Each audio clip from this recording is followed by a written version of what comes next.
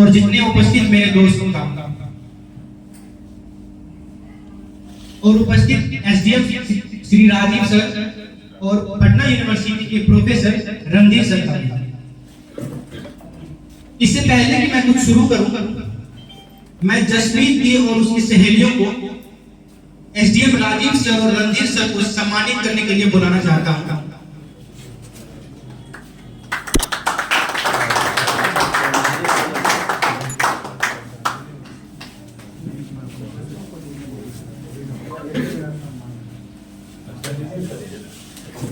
जोरदार तालियां बजाएं।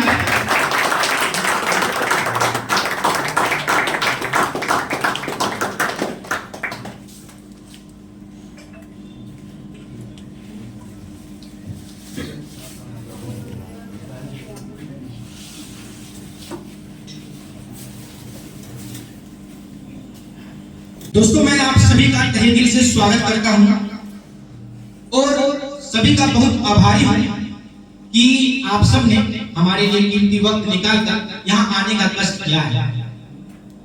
जैसा कि आप सभी जानते हैं कि आज क्लियर एनसीईआरटी कोचिंग सेंटर का उद्घाटन होने वाला है, जिसके लिए हम सभी यहाँ शामिल हुए हैं और इसके लिए मैं आप सभी का तहे दिल से धन्यवाद देना चाहता हूँ। अब मैं आज के मुख्य अतिथि एसडीएम राजीव सर को अनुरोध करूंगा कि हमारे सामने आकर अपने दो शब्द रखें ताकि हमारी हौसले में एक नई बुलंदी मिल सके। So give the big clap for the Rajeev sir.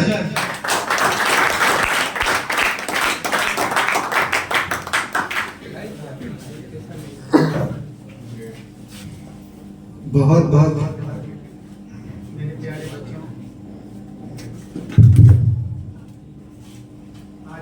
NCERT के मंच पे आप सबों से मुखातिब होकर बहुत अच्छा लग रहा है। बड़े सौभाग्य की बात होती है जब किसी गार्जियन को उनके बच्चों से बात करने का अवसर मिले और इस स्थितियों में मिले जब किसी चीज की शुरुआत हो रही हो। और इस शुरुआत में भी गुरुदेव जैसे साइंस कॉलेज के प्राचार्य हम लोगों के बीच बैठे हुए हैं। हम सब यहाँ पढ़ने के लिए आए हैं, सही बात बना, पढ़ने के लिए आए हैं इस लक्ष्य के साथ कि हम सब कुछ न कुछ बनेंगे।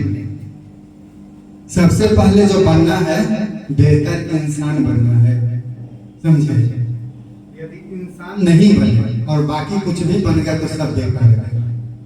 इसलिए सबसे पहले इंसान बनना है और जब आप इंसान बन गए तो समझिए कि आप बहुत सारा चीज बनना शुरू कर दिए। तो बात जो मैंने पढ़ी। अब दूसरी बात में आऊं तो मैं ये बताऊं कि हम लोग ये सोचते हैं कि बनना कैसे है। आज से कुछ दिन पहले, मतलब मान के चलिए 10 साल पहले, मैं भी उसी कुर्सी टेबल पे बैठता था। आज वहां से और यहाँ आने में थोड़ा सा फर्क पड़ा और फर्क ज्यादा कुछ नहीं है। आप में से हर कोई समझ रहे हैं, आप में से हर कोई एक एसडीएम है और एक डीएम है। सुन के लगता होगा कि सर तो ऐसे बोले जा रहे हैं, फुला रहे हैं, है ना? ऐसा वैसा है ना? लगता तो है सर, लेकिन ऐसी बात नहीं है कि हम आप लोगों में बहुत ज्यादा उत्साह बढ़ रहा है। आपके भीतर बहुत बड़ी प्रतिभा है। सब के सब युवा हनुमान हैं, बस देर इस बात की है कि अपनी शक्ति को पहचानते नहीं है। और शक्ति को पहचानना इस रूप में है कि शुरुआत करनी है, क्या पढ़ेंगे क्या छोड़ेंगे, ठीक है? और छोड़ेंगे नहीं, तोड़ेंगे, और तब तक नहीं छोड़ेंगे जब तक तोड़ेंगे। समझ गए?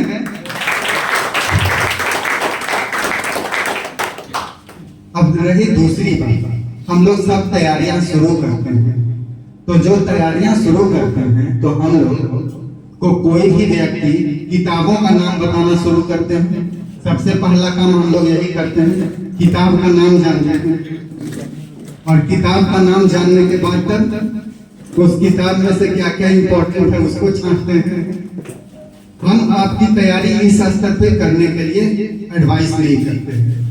मैं क्या एडवाइस करता हूँ कि सबसे पहले अपने लक्ष्य को चुनिए। जो आपका लक्ष्य है उस लक्ष्य के अनुरूप क्या सिलेबस निर्धारित किए गए हैं, उन सिलेबस को पढ़िए। ठीक है, पहला 7 दिन सबको सिलेबस को याद करिए, उसका कॉमा फुल स्टॉप तक आपके दिमाग में आ जाना चाहिए। जब सिलेबस आप पूरी अच्छी तरह समझ जाएंगे तो उसके बाद फिर आप क्वेश्चंस को देखना शुरू करिए कि क्या क्या क्वेश्चंस उस सिलेबस के अनुरूप पूछे गए हैं। जब आपके दिमाग में सिलेबस समझा हुआ होगा और क्वेश्चन समझा हुआ होगा, तब आपको यह समझ में आएगा कि सिलेबस के किस पार्ट से क्वेश्चन उठ रहे थे। और उसके बाद तब बुक पढ़िए, और बुक पढ़ने के बाद तब क्वेश्चन सॉल्व कीजिए, और उसके बाद फिर क्वेश्चन बनाना शुरू करिए खुद से। कि अब इस बुक को पढ़ने के बाद, इस टॉपिक को पढ़ने के बाद, यदि आप पर शिक्षक होते, यदि आप एक शिक्षक होते और आप अपेक्षा करते कि इसमें से क्या पूछा जाना चाहिए, तो क्या पूछते। जब आपके पास ये क्षमता आ गई तो पूरा विश्वास करिए, दुनिया का कोई एग्जाम ऐसा नहीं है जो आप नहीं क्रैक कर सकते हैं। यूपीएससी तो फिर भी बहुत छोटी चीज है, समझ रहे हैं। और लक्ष्य हमेशा इतना बड़ा रखिए कि आसमान भी अपने आप को उसके सामने छोटा महसूस करे, समझे। जब लक्ष्य आपका महान होगा, लक्ष्य बड़ा होगा, तो आपका काम उससे भी बड़ा होगा। और मेहनत करने में हमारे बिहार के युवा किसी से पीछे नहीं है। ये बात समझ ना आप लोगों को। आपके भीतर जो जोश है, जो जज्बा है, उसको हम लोग जानते हैं। जिस दिन टेम्पू का स्ट्राइक होता है, ऑटो स्ट्राइक होता है, उस दिन हमारे युवा गाय भैंस से शुरू करेंगे पैदल चलना, और कारगिल चौक पार करके रख देंगे, मालूम है। और वो भी 35 से 40 मिनट में। आपके भीतर ये जज्बा है, किसी मशीन को हरा सकते हैं आप, किसी कंप्यूटर को पीछे छोड़ देंगे आप। और बिहार का ही कोई लड़का गूगल को हैक करके दिखाता है। तो हमारी मिट्टी उन प्रतिभाओं की मिट्टी है। हम लोग पढ़ते हैं बहुत सारी बातें, पढ़ते हुए सिर्फ और सिर्फ किताबों का रट्टा मारते हैं। रट्टा मारने की प्रवृत्ति को छोड़ना है, चीजों को समझना है। और पढ़ाई में जिनको मन नहीं लगता है, इसका वजह यह है कि वो पढ़ाई का मतलब नहीं समझते। पढ़ाई का अर्थ क्या है, कैसे उसका उपयोग है जीवन में, इस चीज को नहीं समझते हैं। अब मैं कुछ उदाहरण के साथ आपको बताना चाहूंगा। हम लोग में से बहुत सारे लोग ठंडे के दिनों में आग सेकते हैं ना। आग सेकते, आग कैसे सेकते हैं बताइए। आग को कैसे सेकते हैं ठंडे के दिनों में, बताइए। अरे आप लोग तो बता ही सकते हैं कि ऐसे सेकते हैं, सेकते हैं ना। तो बताइए ऐसे क्यों सेकते हैं, ऐसे क्यों नहीं सेकते हैं। क्या हाँ, हाथ में टेम्परेचर आता है, ऐसे भी हाथ के इसमें टेम्परेचर क्यों नहीं आता है। क्या आता है, मजा, मजा आता है, ऐसे ही मजा आएगा। आग पर बैठेंगे तो और मजा आएगा। नहीं, यही समझने की बात है। जब हमको हीट लेना है तो सरफेस एरिया बढ़ाना होगा। तो जब ऐसे करेंगे तो सरफेस एरिया घटेगा, और ऐसे करेंगे तो सरफेस एरिया बढ़ेगा। और जब आप लोग और गांव में जाइएगा तो बूढ़े बुजुर्ग पीठ की ओर आग लेते हैं, पीठ से और ज्यादा सरफेस एरिया बढ़ता है। पता है ना ये सब बातें। तो इसको इस रूप में पढ़ने की जरूरत है। आप सब किचन में तो यूज करते हैं ना, किचन यूज करते हैं। किसकी किसकी थाली त्रिभुजाकार है बताइए। किसके घर में की थाली त्रिभुजाकार है? सबकी थाली गोल है ना। क्यों गोल है बताइए। हर जगह सरफेस एरिया की बात नहीं है। गोल है तो है, बताइए क्यों गोल है। इसीलिए कि जो गोलाई होता है किसी भी चीज का, जो डिश शेप होता है, रिंग शेप होता है, सर्कल शेप होता है, तो सर्कल शेप सबसे कम एरिया छेकता है। बात समझे? तो चूंकि थाली में खाना खाना है और यदि त्रिभुजाकार रहता तो बड़ा कम सामान हटता है, इसलिए उसके सरफेस एरिया को हम लोग कम करते हैं कि कम जगह छेके और अधिक सामान उसमें हट सके। समझे? ये कंसेप्ट है। तो जब भी पढ़ाई करते हैं तो ऐसे ही व्यवहारिक चीजों को समझने की जरूरत है, क्योंकि अब जो है तो सीधे सीधे प्रश्न नहीं पूछे जाते हैं, कुछ आपके कंसेप्ट को टटोला जाता है। बात समझ रहे हैं ना सब कोई? जैसे एक चीज और पूछते हैं, हिंदी में अवाई तो पढ़े हैं ना, अंग्रेजी में ABCD पढ़ा है ना आपने? बताइए अंग्रेजी में ए से शुरू क्यों हुआ और हिंदी में अ से शुरू क्यों हुआ? कुछ समानता तो होगी ना, है ना बात? तो चीजों को समझना है इसी तरह से, आपके भीतर वो क्यूरियोसिटी आनी चाहिए और तब फिर आपकी पढ़ाई का लेवल बहुत बदल जाएगा, आप बहुत मजा लेके पढ़ पाइएगा। पंखा है ना टंगा हुआ, पंखा हवा लेता है ना, ये हवा लाता कहाँ से? बताइए, पंखा हवा कहाँ से ले आता है? आसपास के वातावरण से हवा ले आता है।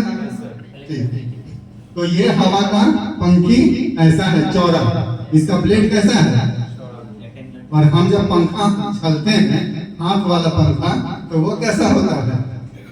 ऐसा, और उसको ऐसे ऐसे बोलिए, है ना? तो उस पंखा से हवा ऐसे ऐसे और इस पंखा का हवा ऐसे ऐसे, ये क्यों हवा देता है और वो भी हवा देता है? क्या अंतर है दोनों में?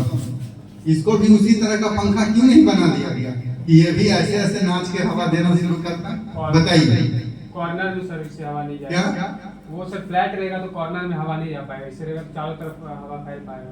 नहीं, ये तो कोई रीजन नहीं है, हवा चलेगी तो हर जगह जाएगी। तो सर्कुलर में जो घूमेगा ये तो फिर हवा तो सर अब समझिए, अब इस बात को समझिए, जब आप इस चौड़ाई को चलेंगे तो रेसिस्टेंस, प्रतिरोध ज्यादा होगा ना, क्योंकि सरफेस एरिया बढ़ गया और यहाँ सरफेस एरिया बहुत घट गया, इसमें रेसिस्टेंस बहुत कम होगा, और जब रेसिस्टेंस बहुत कम होगा तो स्पीड बहुत होगा, और इसलिए सबको हवा लगेगी। और ये वाला ढोलने वाला रहेगा तो उतना ही लोग को हवा लगेगा जितना लोग उसके एरिया में सामने आ पाएंगे। बात समझ रहे हैं ना? तो पढ़ना तो सब चीज है, लेकिन पढ़ने का तरीका क्या होगा, इसी चीज पर ध्यान देने की जरूरत है। और जो बता दिया कि क्या पढ़ना और क्या छोड़ना है, इस चीज पर बहुत फोकस करने की जरूरत है। बहुत ज्यादा पढ़ने की जरूरत नहीं होती है, पूरे किताब का 40% हिस्सा भी यदि आप कंप्लीट करते हैं तो पास होने लायक तो हो गए, और यदि 60 to 65% कंप्लीट करते हैं तो टॉप रैंक्स में आने के लिए आपका रिजल्ट जो है तैयार हो गया। बात समझ गए? तो सबको भरोसा दिलाइए कि इस कोचिंग से अगली बार जब हम आए तो मेरे बगल में बैठने वाला कोई बच्चा यहाँ का SDM और DM बनेगा। बोलिए, विश्वास लेके जाऊं ना है? Thank you.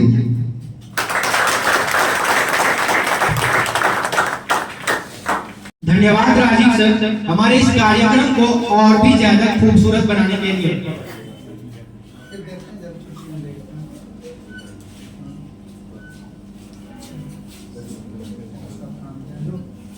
जैसा कि आप सभी को पता है, हमारे बीच अभी research scholar of Patna university Shri Anil sir पधारे हैं।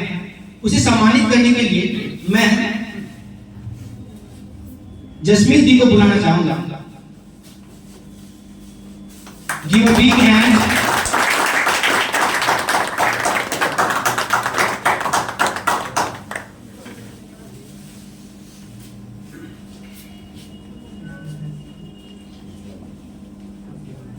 अब मैं रणधीर सर को बुलाना चाहूंगा अपने बीच, और मैं चाहता हूं कि वो अपने विचार प्रकट करें ताकि हमारी हौसलों को और भी बुलंदी मिल सके। So please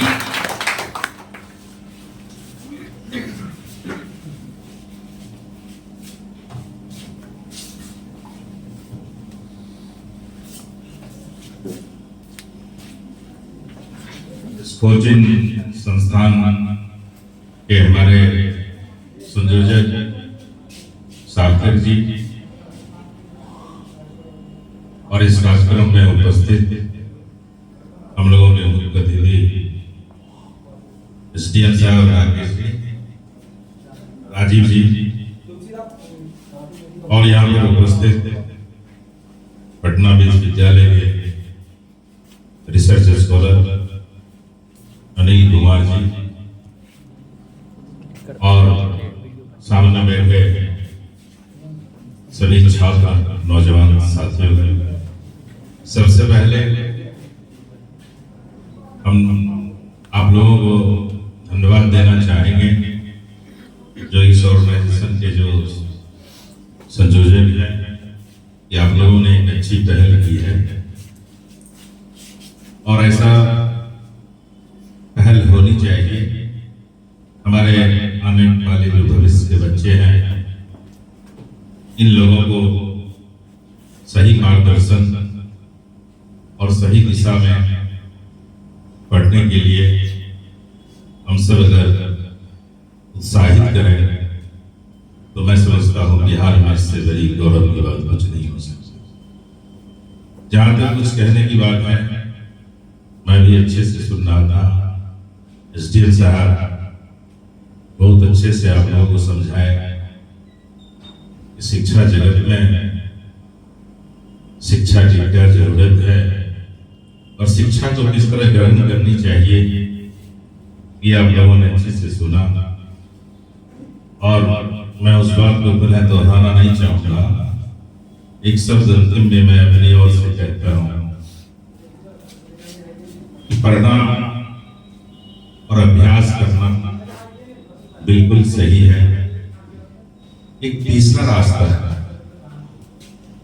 कि आप लोग जो पढ़ेंगे, जो अभ्यास करेंगे या प्रैक्टिकल करेंगे या थ्योरी करेंगे, उससे अलग हट के एक तीसरा पढ़ाई होता है कि जो पढ़े उसका चिंतन करना और मन से उसको मनन करना, ये सबसे बड़ी पढ़ाई होती है।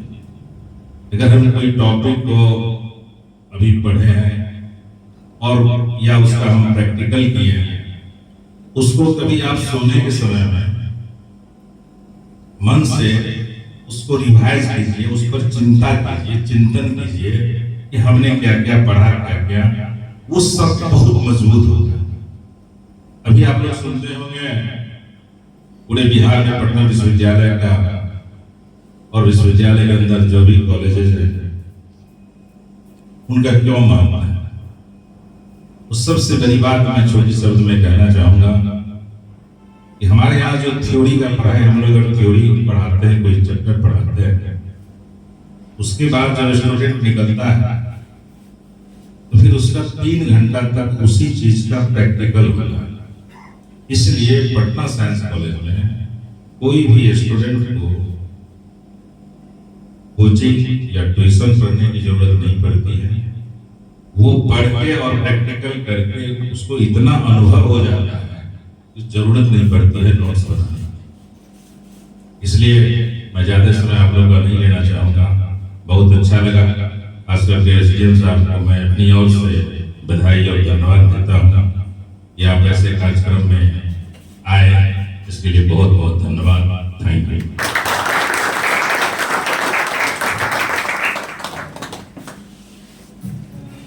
अनिल सर से अनुरोध करूंगा कि वो हमारे बीच आकर अपने विचार को प्रकट करें ताकि हमारा उत्साह इसी प्रकार बना रहे। हमारे कोचिंग के संयोजक छोटे भाई सार्थक जी, हमारे बीच उपस्थित पटना साइंस कॉलेज के प्राध्यापक आदरणीय रणधीर सर, बिहार प्रशासनिक सेवा के अधिकारी राजीव सर को यहाँ आने के लिए बड़े धन्यवाद करता हूँ और सार्थक के बड़े भाई होने के नाते उम्मीद करता हूँ ये जो कोचिंग का शुभारंभ हुआ है वो आगे बढ़े और यहाँ के जो बच्चे वो पढ़ के विभिन्न विभिन्न क्षेत्रों में जाकर अपना परचम लहराया। सभी विद्यार्थी, हम लोग भी अभी रिसर्च के विद्यार्थी ही हैं। हमारा ये मानना है कोई भी कंपटीशन या कोई भी एग्जामिनेशन फेस करने के लिए उसमें मेहनत और लगन दोनों की जरूरत है। एक छोटी सी बात कह के मैं आप लोग को बताने की कोशिश करूंगा। तट पे बैठे ख्वाब को, तट पे बैठे ख्वाब को ख्वाब ही रह जाना है। तट पे बैठे ख्वाब को ख्वाब ही रह जाना है। तह तक जाना होगा, मोती घर पाना। इसका अर्थ ये हुआ, कोई भी यदि आप जो उद्देश्य अपने आप जो अपना फोकस करते हैं जिस भी कंपटीशन के लिए, उसमें तह तक जाना होगा। यदि आपको सफलता पाना है तो तह तक उसके जाना होगा। और एनसीईआरटी क्लास के नाम से खुला है और ये सबसे बेहतर तैयारी का एक मॉड्यूल है एनसीईआरटी देती है। और किसी भी एग्जामिनेशन में, भारत के किसी भी एग्जामिनेशन में इनसे अलग कुछ नहीं होता है। इन्हीं से सभी सवाल आता है, इन्हीं से सब कुछ आता है। इसीलिए हम उम्मीद करते हैं आप लोग फोकस करेंगे अपने लक्ष्य के प्रति हमेशा ईमानदारी से। धन्यवाद।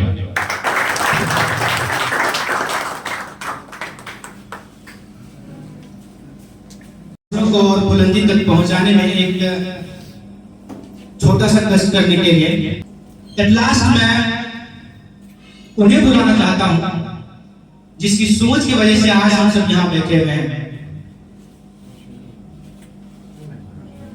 जो है मिस्टर सार्थक sir, founder of clear NCERT coaching centre.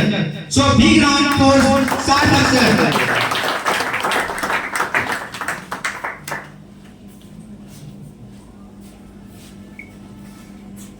यहाँ पर आया, मैं इसका बहुत आभारी रहूँगा।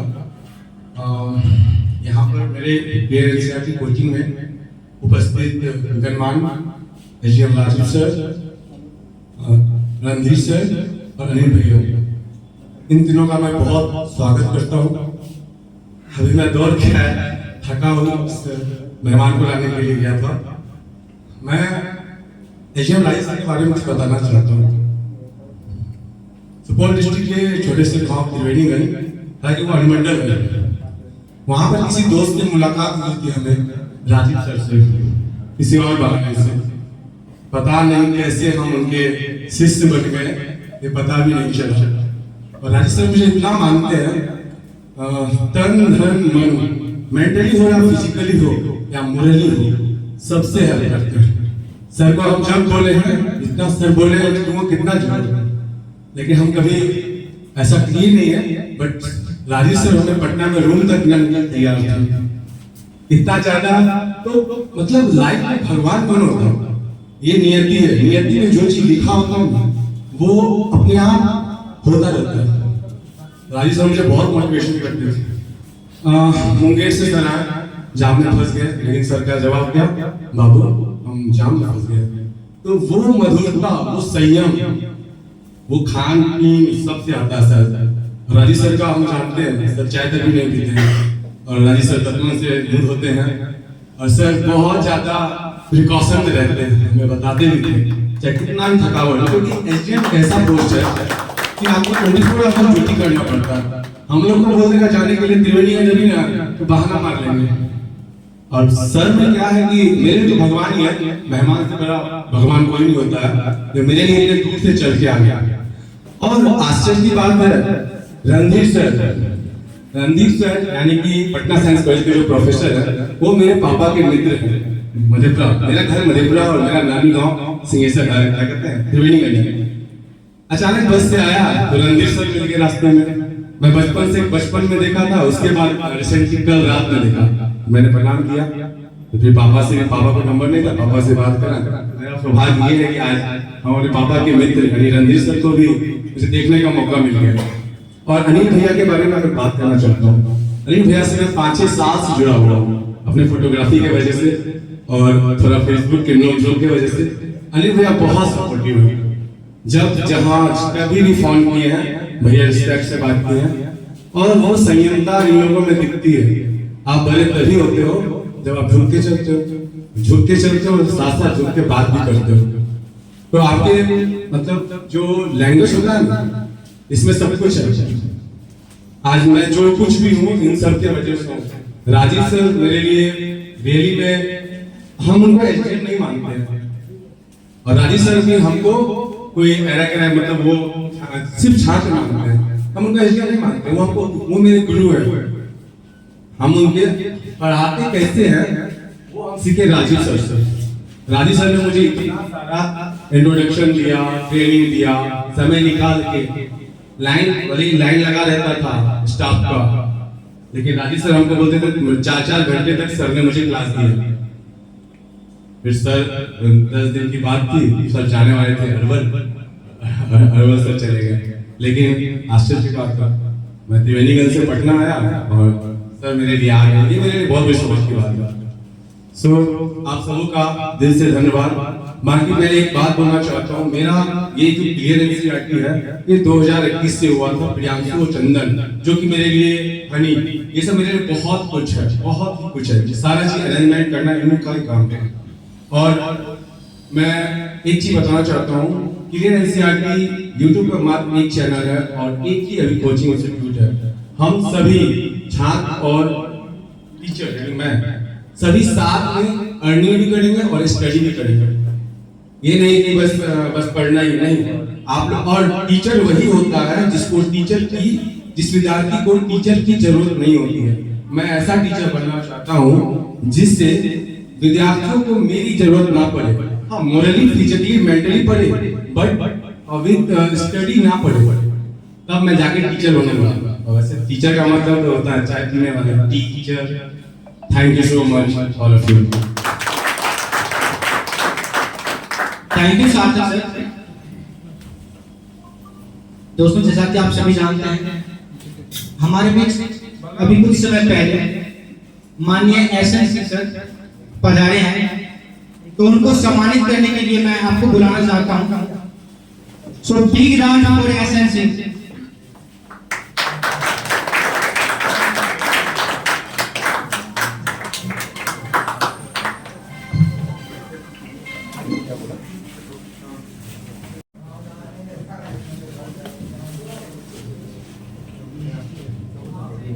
At last, मैं आप सभी को इस कार्यक्रम के अंत करते हुए आप सभी का धन्यवाद अदा करना चाहता हूं कि आप लोग ने अपना कीमती वक्त निकाला और इस कोचिंग के इनॉग्रेशन को इतना ज्यादा स्पेशल बनाया। So thank you so much. इससे पहले कि आप लोग अपने अपने घर जाए, मैं अनुरोध करता हूं आप सभी से कि नाश्ता करके उसके बाद जाइए।